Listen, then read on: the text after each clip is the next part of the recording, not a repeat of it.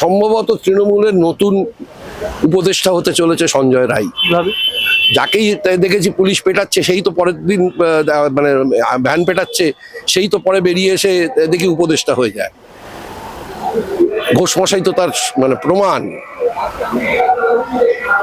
আমার কথা হচ্ছে যে এই যেমন আজকে এতদিন বাদে স্বাস্থ্যমন্ত্রীর বিচার দাও শব্দটা উচ্চারিত হচ্ছে কেন? স্বাস্থ্য ভবনে 10 দিন বসে থাকলেন, তখন স্বাস্থ্যমন্ত্রীর বিচার চাইলেন না? স্বাস্থ্যমন্ত্রী নিয়ে চলে এলো সেখানে। এখনো পর্যন্ত নতুন, আমি এই মুহূর্তে দাঁড়িয়ে পর্যন্ত আমি স্বাস্থ্যমন্ত্রীর বিরুদ্ধে কোনো স্লোগান শুনছি না। আমি তো একটা সময় বলেছিলাম যে মাননীয় মুখ্যমন্ত্রী, আমি আপনার পদত্যাগ চাই না, আপনি ভুল করছেন। আপনি দয়া করে এই স্বাস্থ্যমন্ত্রী আর পুলিশ মন্ত্রীকে বলুন পদত্যাগ করতে এবং তাদের সিবিআইয়ের হাতে তুলে দিন। স্বাস্থ্যমন্ত্রী তো মমতা ব্যানার্জি নিজে। তা যায় না। 100 দিন পেরিয়ে গেল, আবারও পথে নামতে হলো বিরূপাক্ষ, অভিক দে, এরা আবার মেডিকেল কাউন্সিল থেকে সরলীকরণ করা হলো। বললো যে না, সেরকম কোনো অভিযোগ নেই, তাই একটা মিটিংয়ে যোগ দিতে এসেছিল। ঠিক এরকম কি এত সরল? এটা তো হওয়ার ছিল, প্রথম দিন থেকেই তো বলে আসছিলাম এটাই হওয়ার ছিল, এটাই হওয়ার আছে। তার একটা সহজ উত্তর পাওয়া যায় যে এত পশ্চিমবঙ্গে এই 12-13 বছরে এত খুন ধর্ষণ হয়েছে, কোথাও দেখা গেছে যে 10:30টার মধ্যে 5-5টা আইপিএস অফিসার ঢুকছে, ইনক্লুডিং সিপি? কোথাও দেখেছেন? দেখেননি। ওই মুহূর্ত থেকেই স্পষ্ট হয়ে গেছিল ব্যাপারটা কি। একদিন মাত্র একটা স্নিফার ডগ ঢুকেছিল, ওই দিন সকালবেলা। তারপরের দিনগুলোতে স্নিফার ডগ গুলো কোথায় ছিল? ঘাস খাচ্ছিল। স্নিফার ডগ ছাড়া ওই কাজ হয়? ওই যে দেহটাকে ওইখানে নিয়ে আসা হয়েছিল চেঁচে পুচে পরিষ্কার করে, কেননা তখন যেখানে ঘটেছিল সে জায়গাটা পরিষ্কার চলছিল, যাতে মানুষের নজর এদিকে থাকে আর পরিষ্কারটা চলে ওইখানে। এরা সবাই ফরেন্সিকের লোক, পড়ায় ফরেন্সিকটা, জানে কোনটা আইনের যাবে কোনটা যাবে না। তো এটা তো হওয়ারই ছিল, এটা নতুন কিচ্ছু ঘটছে না। ব্যাপমের দিকে তাকিয়ে দেখুন কি হয়েছিল ব্যাপমে। এটাও ব্যাপম হওয়ার সম্ভাবনা কিন্তু আছে।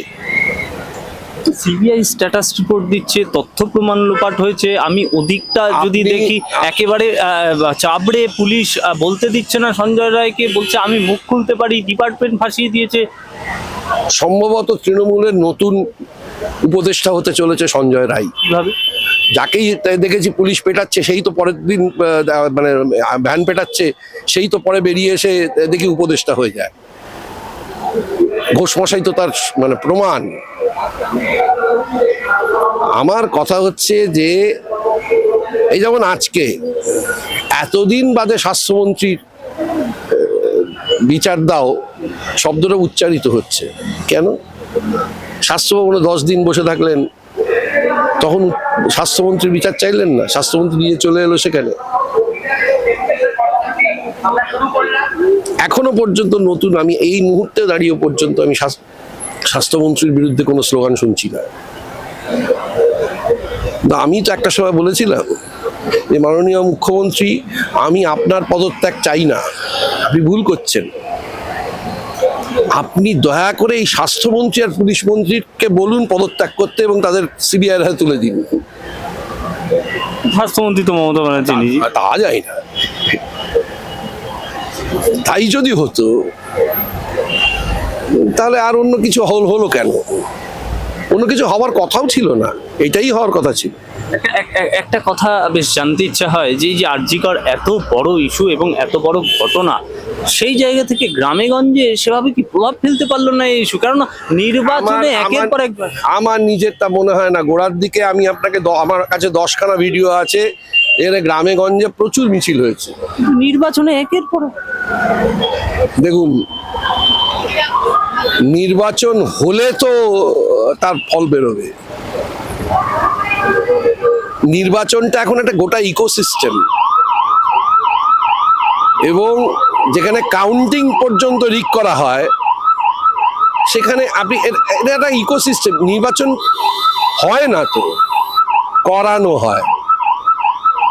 এবার আপনি গেলে আপনি অহরহ দেখতে পান, এই শেষ পঞ্চায়েত নির্বাচনে দেখেছেন যে কি হারে লাঠি সোটা গুলি চলছে। পাল্টা লাঠি নিয়ে কেউ না দাঁড়ালে তো এরকমই হবে। মারামারি তো হচ্ছে না, মারামারি যেদিনকে শুরু হবে সেদিনকে আপনি একটা নির্বাচনের কোনো একটা অন্যরকম ফল দেখতে পাবেন।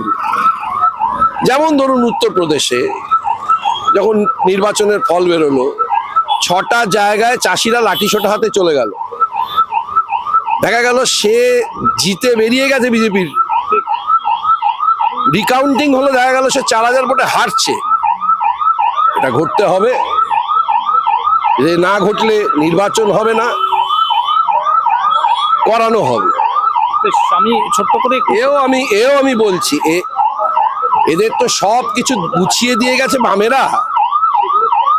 আজকে যা ঘটছে এটা বামেরাই গুছিয়ে দিয়ে গেছে। হ্যাঁ, একটা ব্যাপার আছে, সেটা হচ্ছে যে বামেরা তাদের পার্টি কর্মীদের ওই খাওয়া খাইয়ের ব্যাপারটা বড্ড আটকে রেখেছিল। কুণাল ঘোষ বামেদের প্রসঙ্গে বলছে যে এই যে আন্দোলন জুনিয়র ডাক্তার ফ্রন্ট, সে আন্দোলন বামেদের লেজুর ভিত্তি করে করতে হচ্ছে। জুনিয়র ডাক্তারদের আসলে কিছু নেই বাম ফ্রন্ট। এটা যে খুব ভুল বলছে তা তো নয়, সেটা তো প্রমাণ হয়ে গেছে কার্নিভালে 2 লাখ লোক পুলিশের মতে। এটা যে খুব ভুল তা তো নয়। উল্টো দিকে দেখা যাচ্ছে যে যেদিন থেকে এরা ঘোষণা করলো, কেউ যদি মনে করেন হাইজ্যাক করে নেবেন তারা খুব ভুল করছেন। তারপরের থেকে মিছিলের লোক আছে নেই তো। আমি এসছি কারণ আমি দেখতে পাচ্ছি যে স্বাস্থ্যমন্ত্রীর জবাব দেওয়াটা এই প্রথম উচ্চারিত হলো, কিন্তু আমি এখনো পর্যন্ত স্লোগানে পাইনি। সুতরাং এটা যতদিন না হবে ততদিন এভাবেই চলবে।